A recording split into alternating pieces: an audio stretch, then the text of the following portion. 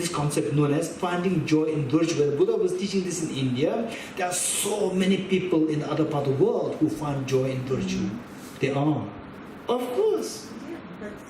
No, what I'm saying, this concept is there. You're getting it? This concept is there.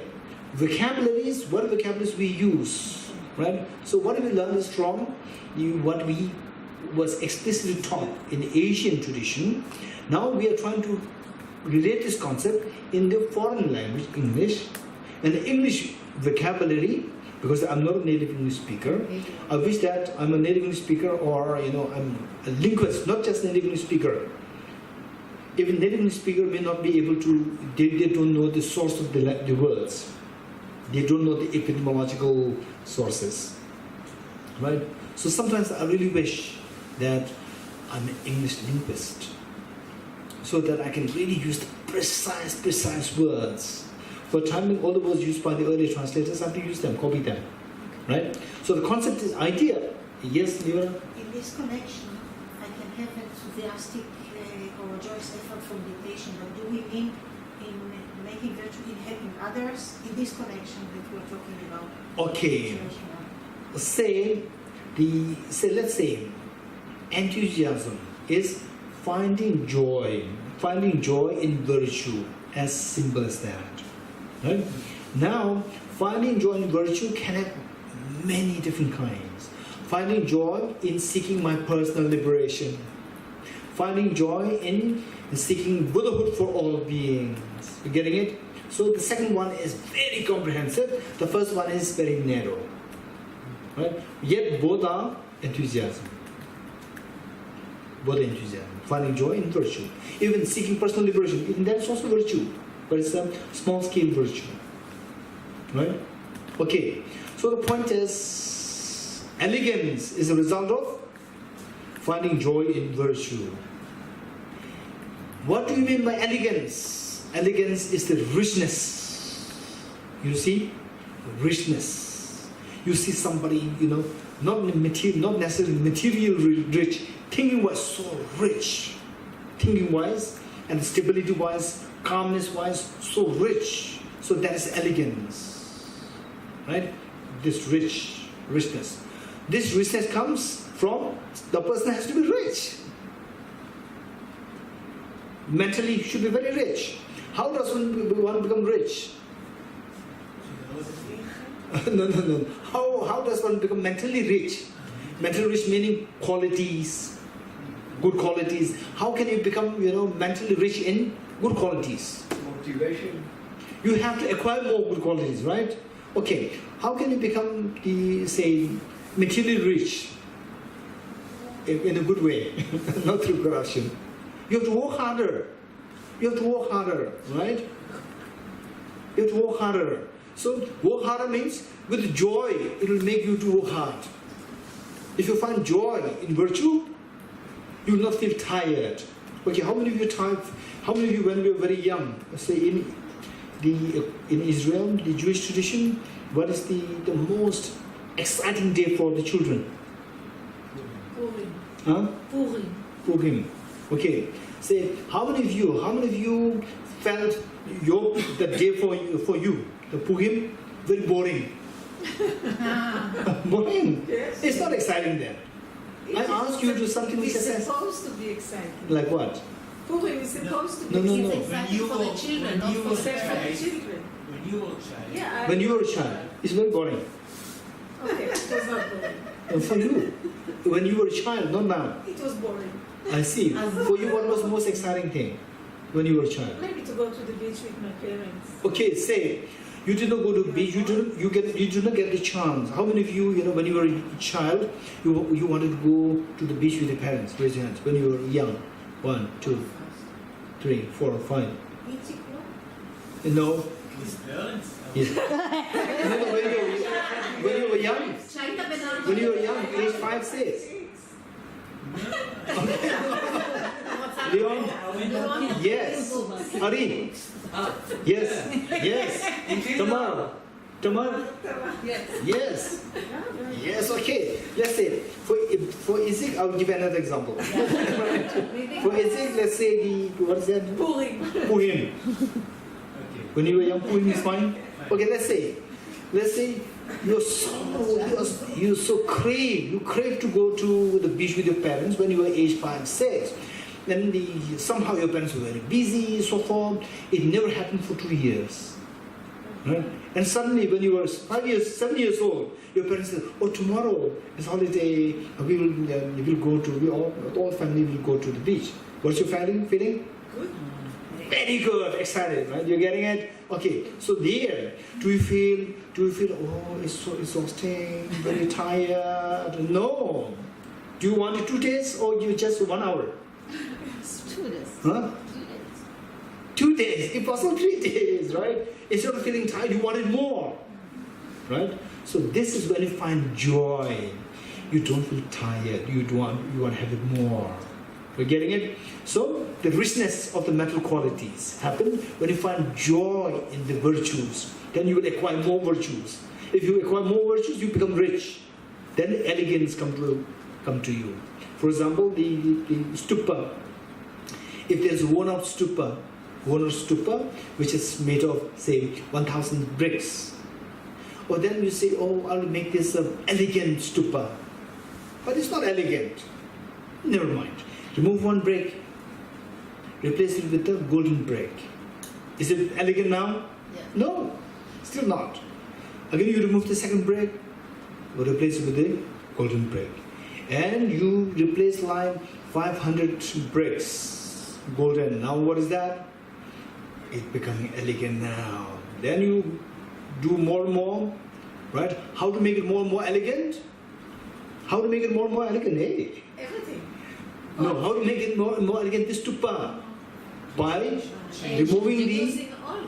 Yes, more and more, meaning remove the old bricks more and more and replace them with the golden bricks more and more. You're getting it? That is how you see the golden, how you see the stupa becoming more and more elegant. So elegant has a connotation, richness. The richness in your, mental qualities. You getting it? Okay. So this richness comes to you through finding joy in mental qualities, finding joy in virtues. Okay, what made you not to have the elegance? Because you don't find joy in the virtues. What made you not to have joy? Because of laziness. What made you to be lazy? Because of self-centered attitude. So self-centered, we all want the elegance. We all want to, look as so elegant, but self-centered attitude stops you from being elegant. You getting it? Okay. So the point is that elegant is coming because of other cherishing mind. If I sit like this, if I don't practice bodhicitta, right, then other sentient beings continue to suffer. This is so selfish. I'll not do that. I'll work hard, right? The mother, if I stay idly, my children will suffer. Right? If I sleep late, my children have to go to school. I have to get up. Right? Hey, my son, now you get up. Right? You are in bed. Hey, my son, now you get up. Okay, make some tea for you. If not, drink water. Drink water, and there's a bread in the refrigerator. Take the bread out, eat the bread, go to school, put in the uniform, go to school. Right? Okay. If that happens, do you think that your son is going to become an outstanding child? Very unlikely. No, the son will feel so demoralized. Son sees that when the son is going to school, see that all the other his classmates, the boys and girls, they were all being taken, with his parents. And in your case, your parents still in your bed, right? So therefore, this is where we see that when one has a sense of concern for the child, then you will not be lazy. Likewise, when you sense concern for other beings, you will not be lazy. You want to embrace more qualities. The more you embrace qualities, more elegant you become. What do you want? You want elegance or you don't want elegance? We all want elegance, right? Okay, if you really want elegance, it is the other cherished mind which gives us the elegance, right? Okay, so these are the very creative way of thinking of the point number 2 and point number 3, reflecting on the demerits of cherishing oneself, reflecting on the merits of cherishing others. The more we think like this, then the more we feel angry towards a self-centered attitude. The more we feel so close to other cherished mind, This is human psyche, right? With this happening, then once in a while we have to make a commitment. Commitment, okay, henceforth, when the self-cherishing arises, I must crush it. When the auto-cherishing mind arises, I must encourage it more, right? This is kind of commitment that we make once in a while. This is very precious. Okay, with this, then what happens is that, of course, then, say later on, say when you come across problems, and then you recite this stanza, all happiness the world contains are derived through wishing happiness for others. All miseries the world contains are derived through wishing happiness for oneself. Right? And what more is needed to be said? Look at the difference between the Buddhas and the samsaric beings. Just say these two stanzas, right? And reflect. And you remind yourself, constantly remind yourself of the importance of cherishing others and how the demerits. It destroys me. Self-centered attitude, it destroys me. It destroys me. Tell like this. When you don't think like this, self-centered attitude comes in the facade of guarding you, in the facade of giving you strength. And other generation mind, this is very weird thing. You know, this is how ordinary people think. This is where ordinary people are trapped in the endless suffering. So we think more in this time. Okay, what is step number 4? What is step number 4? Take the suffering of others. Taking the suffering of others With the compassion. with the emphasis on the practice of compassion. What is step number 5? Giving your happiness to others, with the practice of giving your happiness to others, with the emphasis on loving kindness. Very good. So these two steps, step number 4 and 5, will go together. Will go together. These two are known as the practice of Tonglen. Practice of Tonglen. Tong means to give, Len is to take. This is a Tibetan word, practice of Tonglen. Okay. And oftentimes, people do the practice of Tonglen separately. It's fine. But the best would be do the Tonglen practice along with the first 3 steps. Along with the first 3 steps. If you do the Tonglen practice with the first 3 steps, you will never feel burnout.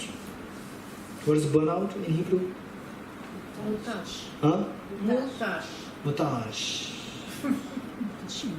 Right. I will spell it. Burnout. B-U-R-N, burn.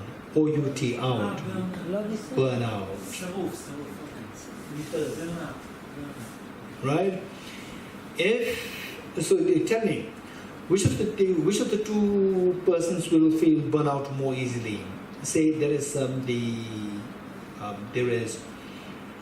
say a child to be taken care of, very difficult child, not eating, not going to school, right? And child, the mother will feel burnout more easily, or the maid will feel burnout more easily? Huh? The mother or the maid? Say the mother has to spend 5 hours with the child. Likewise, the maid has to spend 5 hours with the child. Which of the two will feel burnout more easily? The maid, right? Why the maid? Why the maid? Because the mother loves him dearly, and the maid doesn't care for him. But the maid does not, care, and it's very tiring. It's very tiring, right? Although you're getting money, but it's very tiring and very irritating, right? And the child is very irritating. Because the mother loves the child so much, she doesn't feel the burnout. Whereas the maid will easily feel burnout. You getting it? Okay. So therefore, if you don't do the first three steps, burnout case will happen so easily. If you don't do the first 3 steps, then the step number 4 and 5, Tonglen practice, can make you burn out. Can lead you to burnout case. Right? Whereas if you do it with the first 3 steps, then the burnout case would be so less, so unlikely. Because with the first 3 steps, you come to know that cherishing others is so precious, cherishing myself is very destructive. And then you start to love others so intensely. With this feeling of love and affection, where the mother does not feel burnout with the child, likewise, you don't feel burnout with the practice of Tonglen. Okay, this is what is so important. Now for the Tongan, step number 4. Step number 4. Okay, step number 4. Giving the taking the suffering of others, the practice of taking the suffering of others with emphasis on compassion.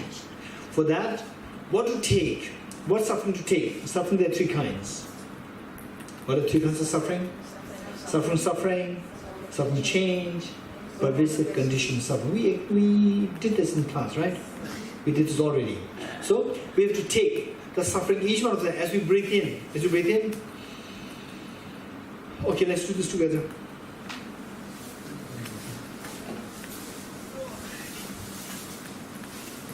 Okay, as we breathe in, you take a deep breath like. As you breathe in, imagine that you are taking the 3 sufferings one by one. First breath, if you want to do this practice more elaborately, then when you say take the first breath, you take the suffering of all the beings. If possible, the individual, the specific sufferings. For example, the suffering of sickness, suffering of the death, and say the suffering of the losing near and dear ones, suffering of the fear, suffering of the depression, and so forth. Right? You can take one by one as you breathe in. Imagine that you imagine the very dirty water, the factory water, right? Very dirty water, extremely dirty, with the black soot, with the scorpions and the snakes and so forth. They're just gushing in through your left nostril. As you breathe in, imagine that these dirty water, they gush in through your left nostril and then get through your to your heart. At the heart, imagine that your self-centered attitude is happily relaxed, in a relaxed state, abiding there, sitting there in a very relaxed with the relaxation, self-centered attitude, sitting there, and then they go down and they eat up this self-centered attitude, and they all go down through your body, through your legs, through the feet, and they all go down the earth. Yeah? This is what we need to do.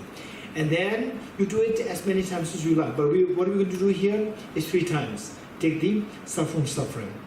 And particularly the suffering which you actually witness currently. Somebody who's really going through acute problems, acute depression, acute stress, you take this. Okay, let's do this 3 times. So first the suffering.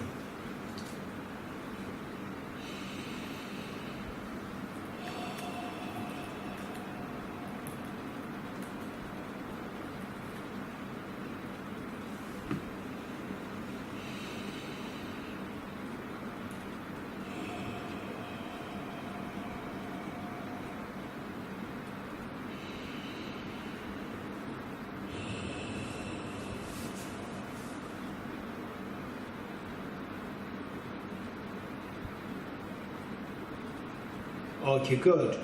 So when you do this, sometimes you can be as creative. Creative meaning that not just a self-centered attitude, even your heart is inside. They also eat your heart, you know.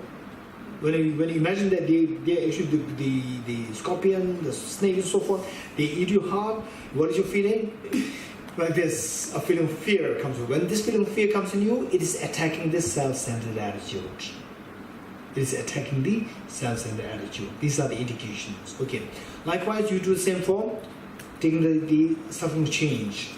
How vicious the suffering change is by trapping the beings in samsara 3 times. And then take this pervasive condition suffering 3 times. Okay. This is what we should be doing. Because we don't have time, we'll switch to the next. Right? Okay. This is how we take the. And then the more you feel like this, what is that? The feeling, what's the word for this feeling in Hebrew? Biharla. When you feel this Biharla feeling, right? Then your self-centered attitude is actually being attacked. You're getting it? This is the benefit is there. This practice is turning to turn to be successful. Very good. Okay, next, step 5. Tom. Step 5, what is step 5? Giving out happiness. Sending the happiness. Giving your happiness to others with emphasis on loving kindness. Giving your happiness to others with emphasis on loving kindness. Giving your happiness. Give. Generosity. Give your happiness. Giving. There are 4 kinds of giving. There are 4 kinds of giving. Generosity, there are 4 kinds of generosity. Okay. 1. Generosity of material resources. Generosity of material resources. Number 2. Generosity of love and affection. Generosity of love and affection. Number 2. Number 3. Generosity of protection. Generosity of fearlessness. Generosity of protection slash fearlessness. Generosity of fearlessness slash protection. And finally, generosity of dharma. Generosity of dharma. Okay, so now again, in the same way, when you give, you give these 4 things. The first, generosity of material resources. Okay, again, here we can, the broad picture of this practice is that as you breathe out, imagine that all the virtues, all the happiness that you have, you send forth through your right nostril in the form of light rays, nectars, and they go out through your right nostril towards all the sentient beings.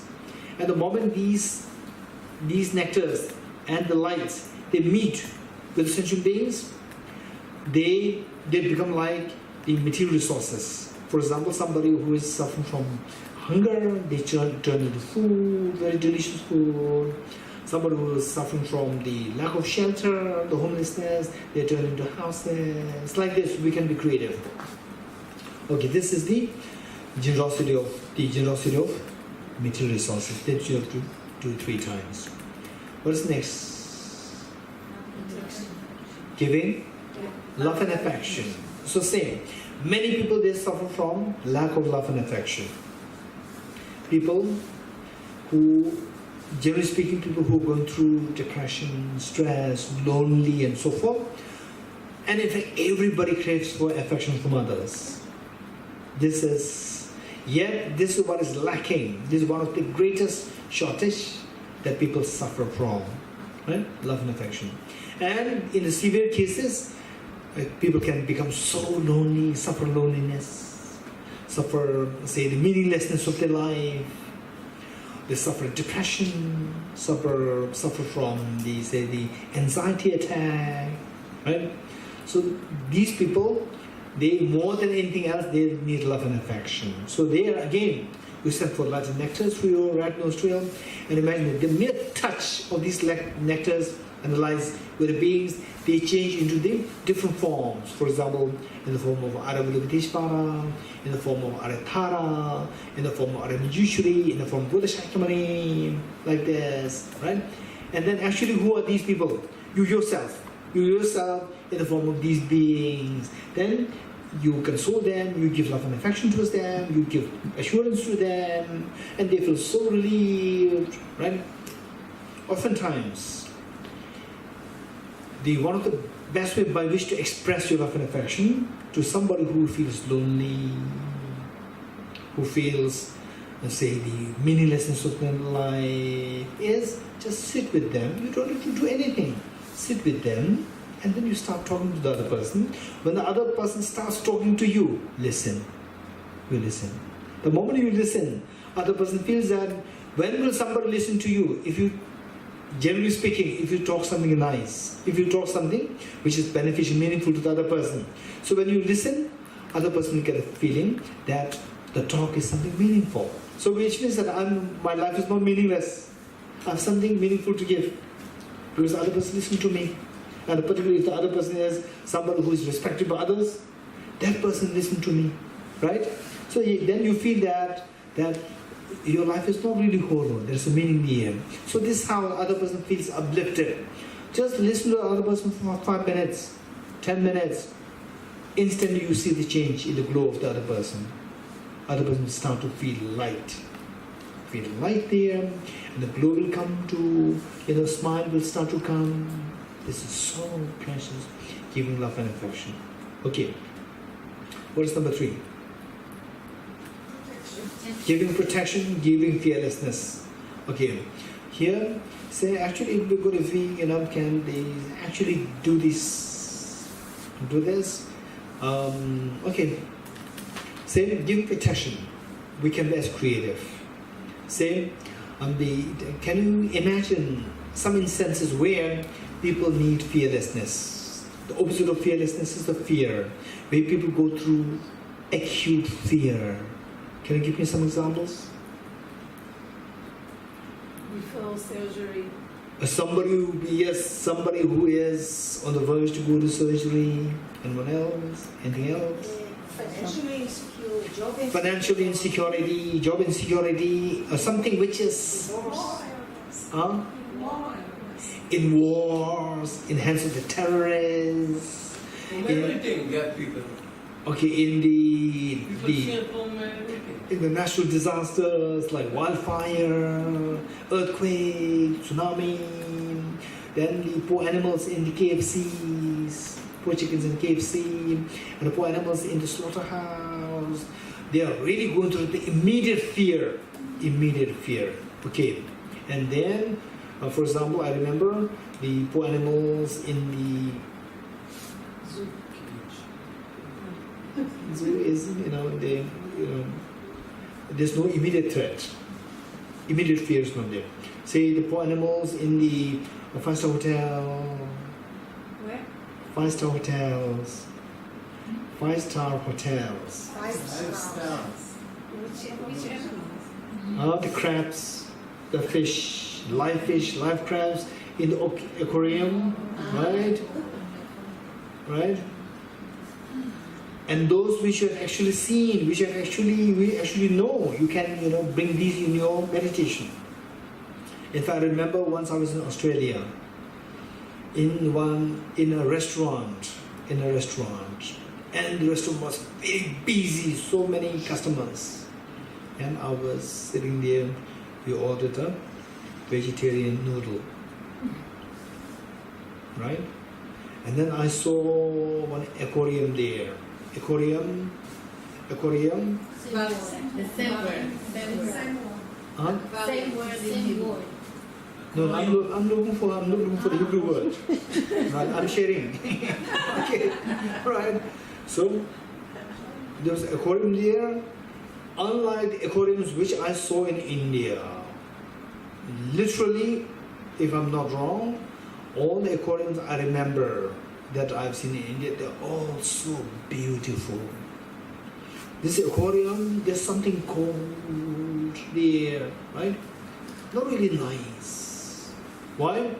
Aquarium size and the animals inside the aquarium, the proportion is not there. Size of the animal inside and the size of the aquarium, there's no proportion, right?